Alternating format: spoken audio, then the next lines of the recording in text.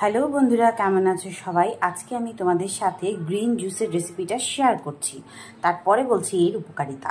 এখানে আছে লেটুস পাতা, আছে আমলকি, আছে শশা কুচি, শশাটা আমি খোসা সহ কেটে নিয়েছি, তোমরাও কেটে নেবে। আছে ধনিয়া পাতা, আছে পুদিনা পাতা, আছে লেবু।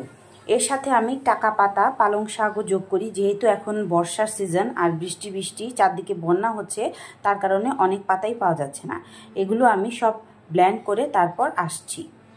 উপকরণ আমি ব্লেন্ডারে দিয়ে দিয়েছি। এর সাথে দিচ্ছি আমি 1 চামচ স্পিরুলিনা, এটা হচ্ছে সামুদ্রিক শৈবাল। এটা তোমরা দিতেও পারো, নাও দিতে পারো, এটা অপশনাল। আর তার সাথে দিয়ে দিচ্ছি 1 চামচ সজিনা পাতা গুঁড়া। এখন এটা জল দিয়ে আমি ব্লেন্ড করে নিচ্ছি। দেখো তৈরি হয়ে গেল মজাদার গ্রিন জুসটা। এর উপকারিতা হচ্ছে যাদের মেচটা পড়ছে তারা যদি প্রতিদিন প্রায় 6 মাস এই গ্রিন জুসটা খেতে পারে তাহলে তাদের মেচটা কমে যাবে আর ব্রণ থেকে উপকার পাবে। আর তার চেয়ে বড় কথা হলো গ্রিন জুসের মধ্যে অনেক রকম পাতা থাকে, থানকুনি পাতাও থাকে।